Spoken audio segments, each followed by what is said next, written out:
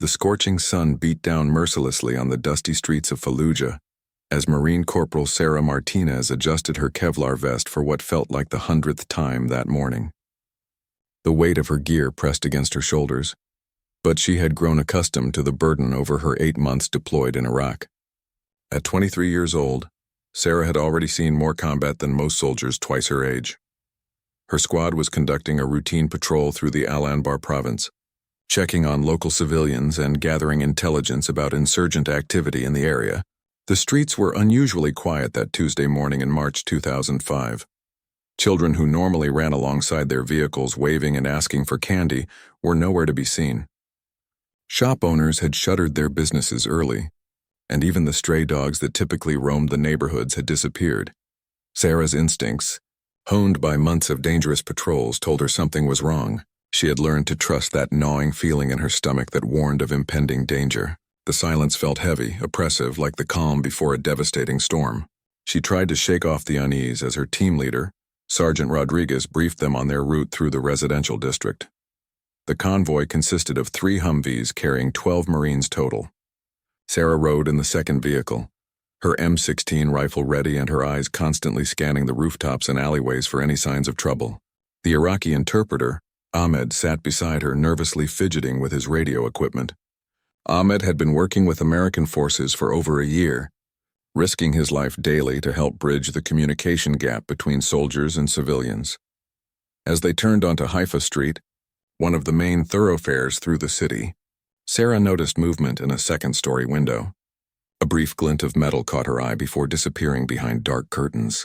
She immediately radioed to her team leader. But before she could finish her transmission, the world around her exploded into chaos.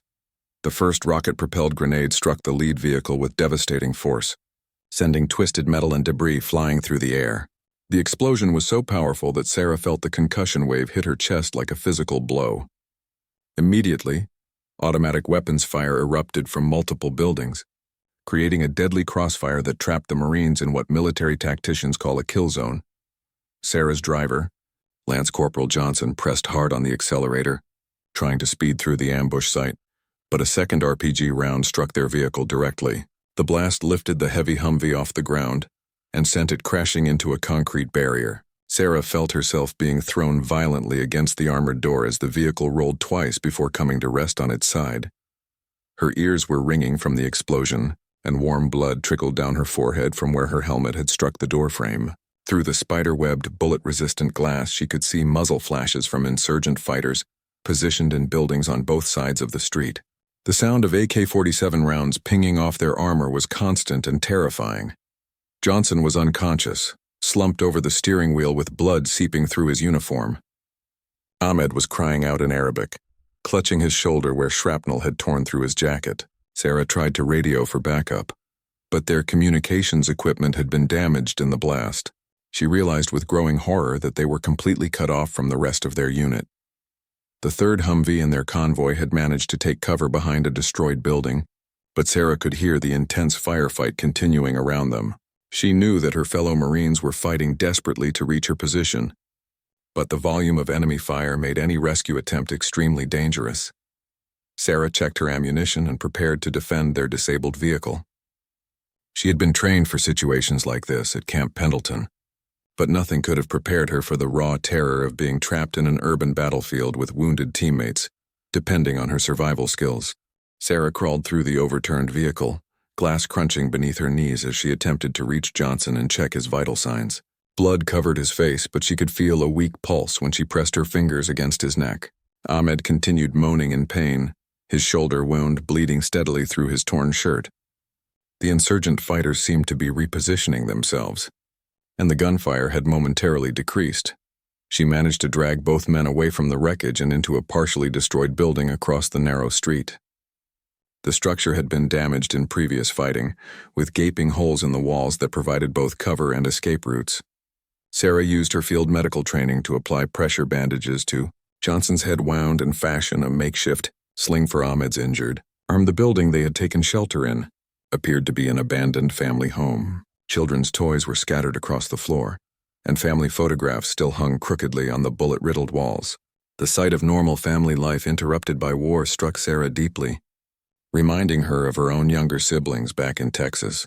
Through a broken window, she could see insurgent fighters moving between buildings trying to surround their position. Sarah counted at least 8 armed men, all carrying assault rifles and wearing the dark clothing typical of foreign fighters who had infiltrated the city. She recognized the tactical movements of trained combatants rather than local militia members. Her radio crackled briefly with static, and she heard fragments of transmissions from other Marine units in the area. It became clear that multiple patrols were under attack simultaneously across the city. This was not a random ambush, but a coordinated assault designed to overwhelm American forces and prevent them from supporting each other. Sarah realized that immediate rescue was unlikely. Her unit would be fighting for their own survival, and reinforcements would take time to organize and reach their location. She made the difficult decision to move deeper into the city on foot, hoping to find a more defensible position while carrying her wounded teammates to safety. Johnson regained consciousness as she prepared to move him, but he was clearly suffering from a severe concussion. His speech was slurred and he seemed confused about their location. Ahmed was more alert but weakening from blood loss. Sarah knew that without proper medical attention, both men might not survive the day. As they prepared to leave the building, Sarah heard the distinctive sound of approaching footsteps on broken concrete. Through a gap in the wall, she saw 3 insurgent fighters moving cautiously toward their position, weapons raised and ready to fire. Their faces were covered with checkered scarves, and they communicated with hand signals that suggested military training. Sarah positioned herself behind a concrete pillar and took aim with her rifle. Her hands were steady despite the adrenaline coursing through her system. She had trained extensively at the rifle range, but this would be the first time she had engaged enemy combatants in close-quarters combat. The weight of responsibility for her teammates' lives pressed heavily on her shoulders. The first insurgent entered through a doorway approximately 30 feet from her position. Sarah controlled her breathing and squeezed the trigger, just as her drill instructors had taught her countless times. The round found its target and the fighter dropped immediately. The other 2 insurgents responded with rapid automatic fire, forcing Sarah to take cover as bullets chipped away at the concrete around her. She returned fire methodically, conserving ammunition while keeping the attackers pinned down. The firefight lasted several intense minutes before the remaining insurgents withdrew, apparently deciding that the position was too well defended. Sarah used the temporary lull to gather medical supplies from her backpack and check on her wounded companions once more. The sound of distant helicopter rotors gave her hope that American forces were organizing a response to the coordinated attacks. However, she also heard truck engines and shouting voices in Arabic, suggesting that insurgent reinforcements were arriving in the area. Time was running out, and Sarah knew they would have to move soon or risk being overrun by superior numbers. Sarah helped Johnson to his feet, supporting most of his weight as they prepared to move through the maze of damaged buildings. Ahmed clutched his wounded shoulder but insisted he could walk without assistance. The trio moved slowly through rubble-filled rooms, staying low and avoiding windows where enemy snipers might spot them. They had traveled only 2 blocks when Sarah heard vehicles approaching rapidly from multiple directions. Through a crack in a concrete wall, she saw pickup trucks filled with armed fighters converging on their area. The insurgents were conducting a systematic search, going building by building in an attempt to locate the surviving Marines. Sarah led her companions into the basement of a partially collapsed house, hoping the underground location would provide better concealment. The basement was dark and filled with debris, but it offered multiple exit routes through damaged foundation walls.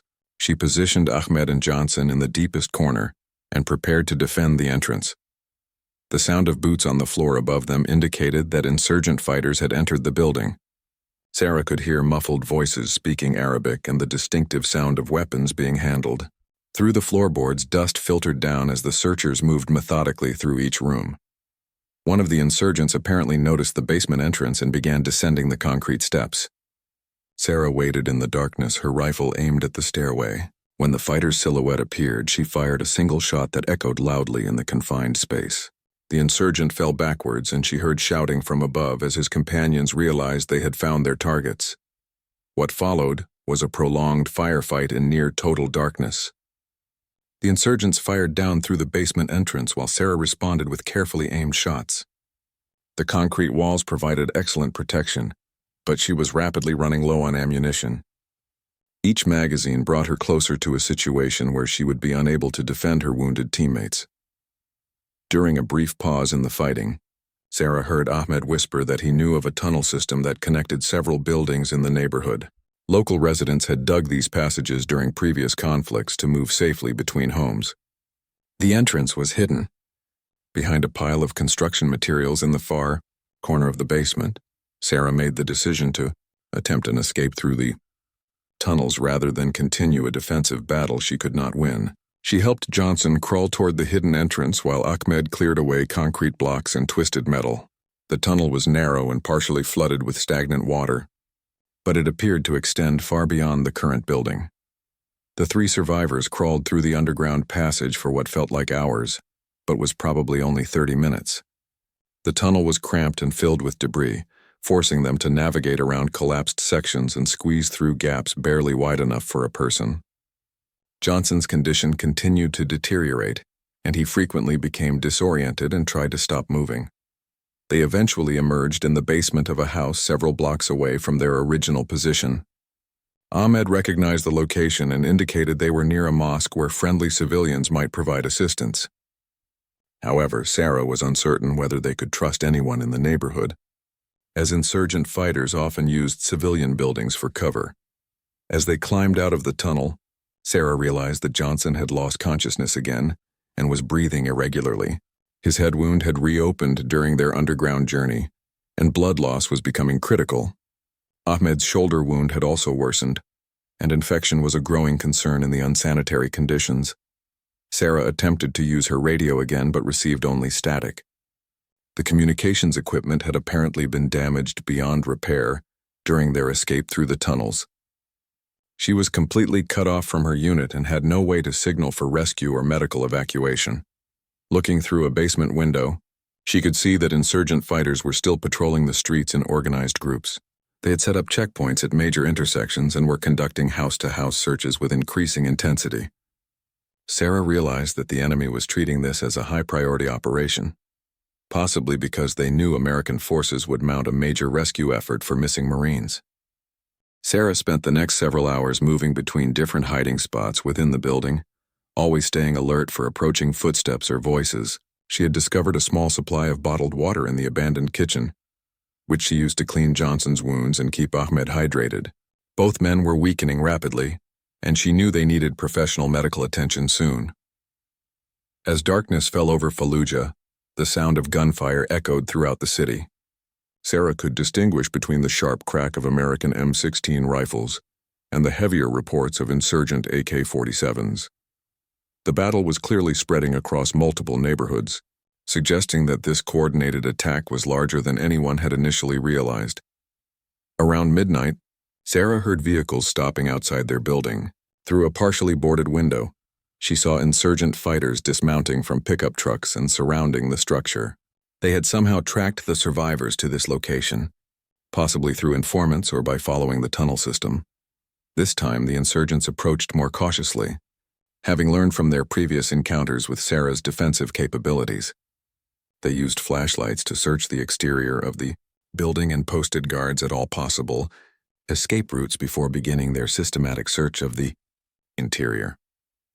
Sarah realized that their current position was indefensible.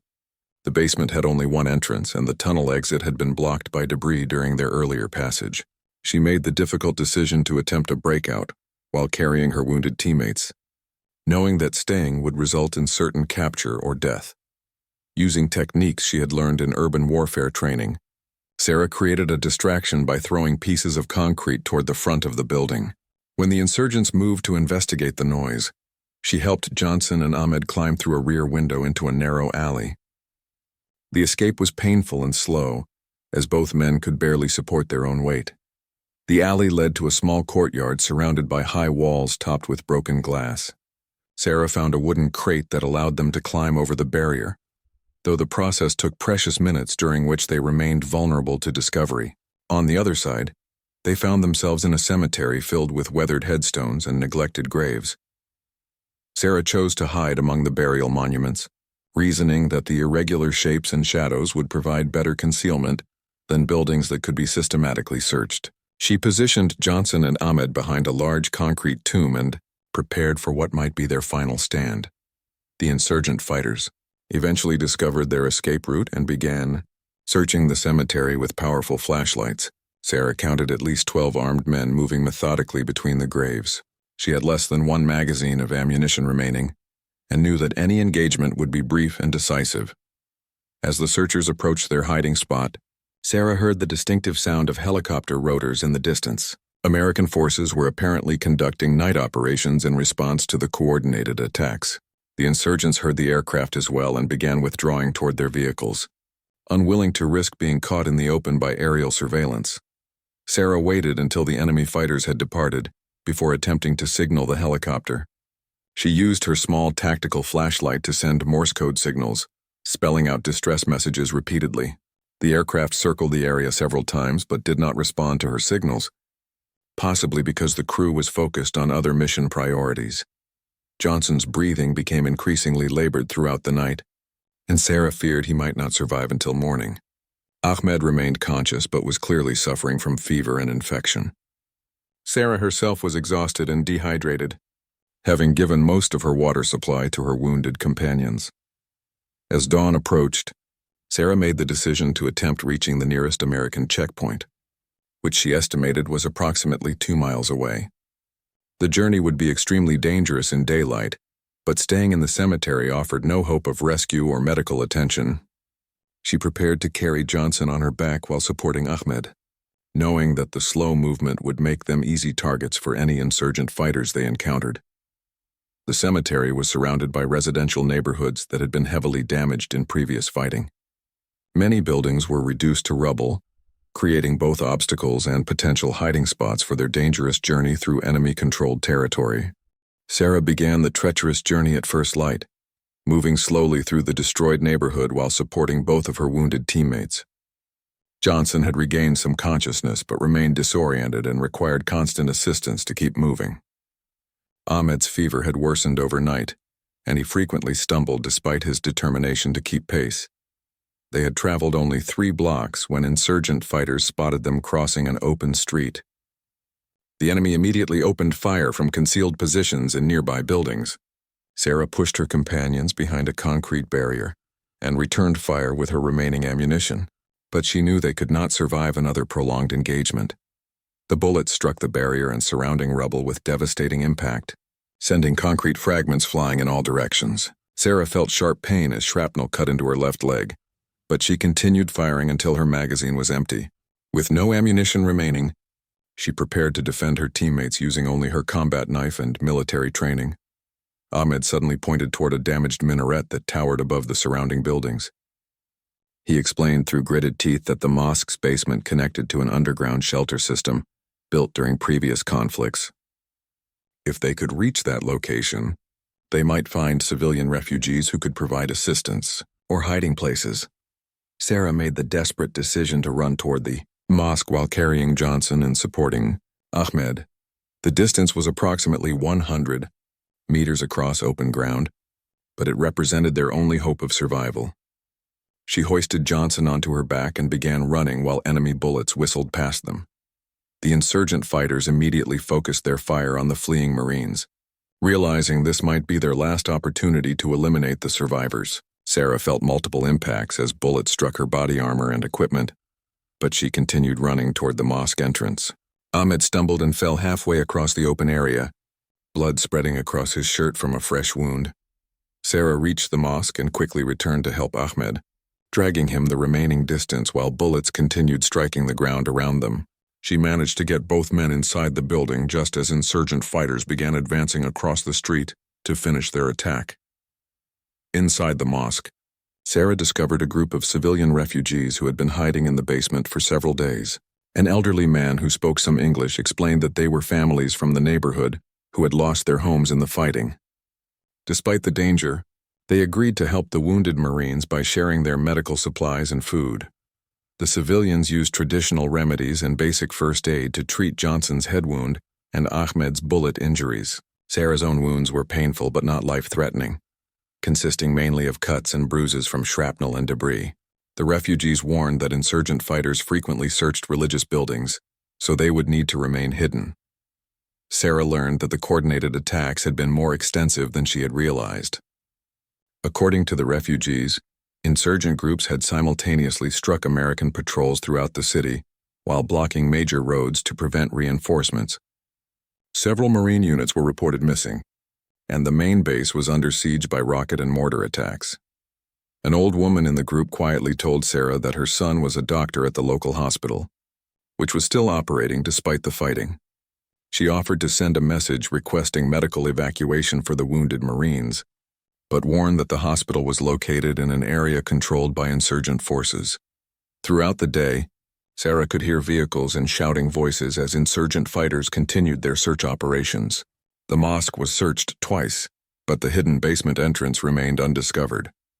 The civilian refugees shared their limited food and water while caring for Johnson, whose condition had stabilized somewhat with proper bandaging. Ahmed's wound became infected despite treatment efforts, and he developed a high fever that left him delirious at times. Sarah realized that without antibiotics and professional medical care, he might not survive another day. The elderly refugees did their best with traditional medicine, but the bullet wound required surgical intervention. As evening approached, Sarah heard the sound of heavy gunfire coming from the direction of the American base. The refugees explained that a major battle was underway, as Marine reinforcements attempted to break through insurgent roadblocks and reach the missing patrol units. The outcome of that battle would determine whether rescue was possible, or if Sarah and her teammates would remain trapped in enemy territory. The sound of approaching helicopters again raised hopes for aerial evacuation, but Sarah had no way to signal their location without revealing their position to insurgent fighters who remained active throughout the neighborhood. On the second morning, Sarah woke to the sound of intense fighting much closer to their location. The elderly refugee who spoke English explained that American forces had broken through the insurgent perimeter and were conducting house-to-house searches for missing personnel. However, insurgent fighters were making a final stand in the mosque district, turning every building into a potential battlefield. Johnson's condition had deteriorated overnight, and he was slipping in and out of consciousness. Ahmed's infected wound had left him barely responsive to external stimuli. Sarah realized that time was running out for both men, and she needed to take action to signal their location to friendly forces before it was too late. The refugee families had been discussing evacuation plans among themselves, as the fighting was becoming too intense for the mosque to remain a safe shelter.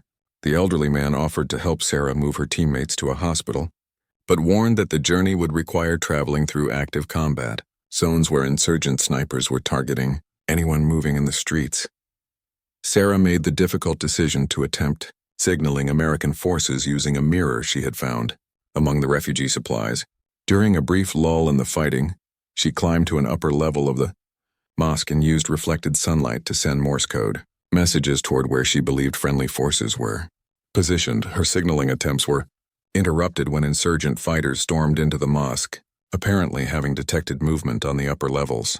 The armed men began searching aggressively, threatening the civilian refugees and demanding information about American soldiers. Sarah prepared for a final confrontation, knowing she had no weapons or ammunition remaining. The insurgent leader, a man with distinctive scarring on his face, spoke Arabic to his fighters while pointing toward the basement area. Sarah realized that someone had informed them about the hidden Marines, either through torture or betrayal. She positioned herself between the approaching fighters and her wounded teammates, prepared to fight with bare hands if necessary. Just as the insurgents began descending toward the basement, the distinctive sound of automatic weapons fire erupted outside the mosque. American voices could be heard shouting tactical commands, and the insurgent fighters immediately redirected their attention toward defending against the assault.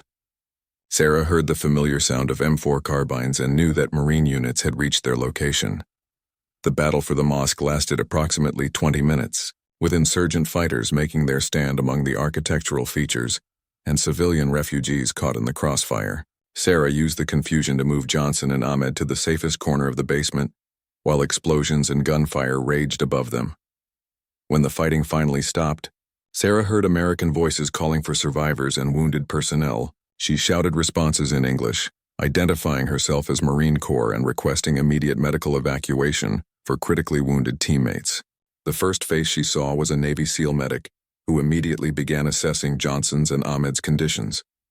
The SEAL team had been conducting a systematic search for missing Marine personnel, following intelligence reports and civilian tips about American soldiers in the Mosque district. Sarah learned that multiple rescue operations had been conducted simultaneously across the city, with special operations forces leading the efforts to recover missing personnel.